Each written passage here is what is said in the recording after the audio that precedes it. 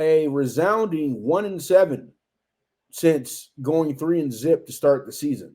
And right now they're sitting at 4-7. None of this looks really good at all. They've played some really close games, so you can't say that the teams quit on them or anything like that. But you know what?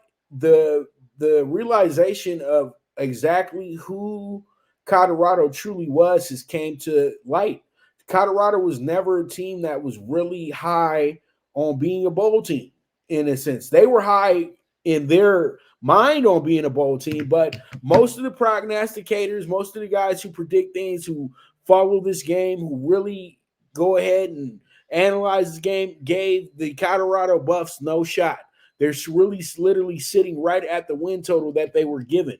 You know, it had bumped up to 3 and it went from 3 to 3.5.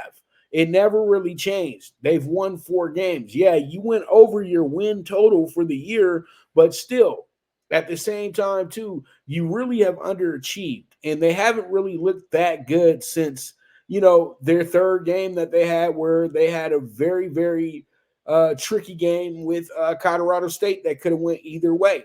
And then they rolled into their first game against Oregon, got absolutely body slammed by the Ducks, and it's been downhill ever since. They eked out a win in Tempe against the Sun Devils, who are probably the worst team in the conference, but they did just recently beat UCLA last Saturday. So, that game was tough for them. And it seems like all the games have been very tough in the Pac-12 for the Colorado Buffaloes at the end of the day. And you thought that Deion's magic touch was going to be able to get these guys going and deliver a magical 9-2 season. Well, you got it all the way wrong. Sorry, was never going to happen. Was never going to happen. There's a lot of people that put the cart before the horse when it comes to Deion and the Buffaloes. And people got really excited about 3 wins against 3 teams that are not playing great football right now. TCU is probably at the bottom of the barrel when it comes to the Big 12. Nebraska is a middling team in the Big 10 that's now starting to get their footing right. And Colorado State is just a team in the Mountain West that is just there. So they're not really relevant in a sense, even though they're building something there. Then you get to who you actually played, and these teams absolutely knew that they were going to beat Colorado. They were never scared when they walked into these games. They didn't have any type of fear factor to them. And so that's why it feels like Colorado, the whole love fest for Colorado has pretty much ceased to exist at this moment, because a lot of people finally realize that Deion has to build this thing up.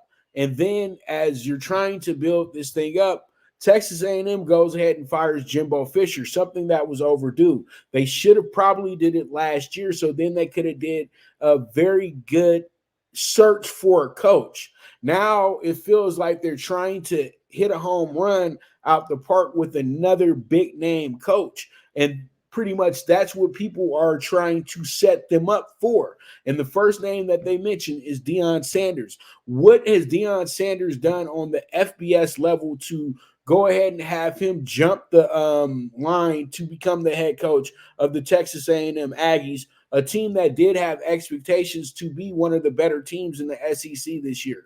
Yes, he does have a Texas background from living over there the last 25 years or so, from his Dallas days and everything like that. He stuck around a little bit. His kids went to high school out there, all that good stuff. But at the end of the day, I wouldn't have him at the top of the list at Texas A&M. Texas A&M doesn't have difficulty selling tickets out. They don't have difficulties bringing players to College Station. They don't have difficulties putting together a great contract for a great coach. But Deion Sanders does not warrant the same amount of money that Jimbo Fisher was making just because he did a good job at Jackson State, HBCU, which is, pretty much a just above community college in a sense. You know what I mean? Because you got grown ass men who were like 35, 36 years old playing for those teams. So at the end of the day, that's just guys just still living the dream. But when you get to Colorado, you're dealing with guys you're playing against guys that are going to be playing at the next level. Everybody has one guy that's going to be at a combine that's going to be at the scouting, at least one guy that will be there. And since they're in the Pac-12 and the way that the Pac-12 has been this year, they're going to have dozens and 20s of guys who are seniors and guys leaving school that are all going to be advertising for the NFL. And let's keep it real. Colorado doesn't have that many NFL guys. Everybody talks about Shador. Everybody talks about Hunter. But I always say that the best player on the team is Shiloh Sanders. Shiloh Sanders is the only one that gives me the look of being a Pro Bowl player on Sundays. He plays the game somewhat like his father, but he's a little bit more physical.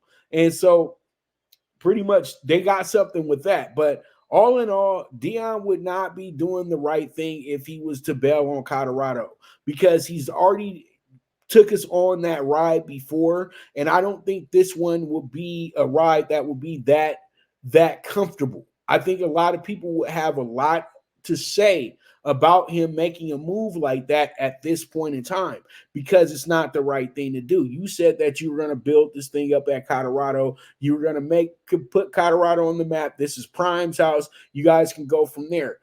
People had to understand, sometimes when you stay at one school and build that school up, that's how you become Joe Paterno. That's how you become Bear Bryant. That's how you become Terry Donahue. That's how you become John Robinson. You build up the school that gave you the opportunity. And right now, people have to just dial it back. Deion Sanders is not that great of a coach yet. He's a good talker, but he's not that great of a coach. He can sell himself. He can sell a game. But at the end of the day, it does not matter if your team cannot execute. It does not matter if you want to be the star of the team and keep and make these guys feel like, they have to play to a certain level every single week to be up to your standard. And you know that they're not good enough for that at this moment, because the teams that they're playing are way better than whatever you were playing in the in the SWAC. It's just at the end of the day, this is not hating. This is the truth. And Deion Sanders has to understand that you got to take it one step at a time. But really, it's not even Deion. The people that are rooting for Deion have to just relax. I understand that you guys get excited because he high stepped in a football game in his career and all that stuff. But you got to stop living off of what he did on the playing field and start really evaluating for him for who he is right now. And right now, he is a middling, mediocre college football coach at a school that is building something kind of special, but it's starting to get a little bit of a annoying tone to it, because it seems like Colorado had a bit more expectations for this team after going 3-0. Now they're looking at this like, is this what we really signed up for? Is this what it's really about? So it's going to take some time to actually go back and repair some relationships with your alumni, with your boosters and things like that, because, there was a lot of promises made and they ain't been followed up on. You know what I mean? Deion gave them the idea that they were going to be an instant impact the moment that they went 3-0. And you know what? It didn't happen. And there's boosters over there. They're not going to be loud about it now, but they're over there questioning, why is he our coach? Why is he putting himself above the team? There's a lot of things that are being talked about behind closed doors. But at the end of the day, I understand that people have their fanship for Deion, but they have to hold him accountable for being a head coach in college football. This is not 1995 anymore and him getting an interception for the San Francisco 49ers in the Super Bowl. That day is over with. It's about right now. And right now, he don't look that good, okay? So with that, I will say this. No SEC, no Texas A&M. I don't even know why you guys would even consider he should be even a candidate for that job when your team is 4-7. 4-7. It doesn't matter what you did in the NFL. It doesn't matter if you're a Hall of Fame player. You cannot jump the line like that in college football. There's guys that have been coaching for 25 years that do a much better job than you. So at the end of the day, you're not going to be able to do that. So stop coming up with stupid ass ideas. Seriously, y'all got to stop at the end of the day. Y'all putting too much pressure on people that don't need that pressure. Moving on. So let's go ahead and talk about college football. The game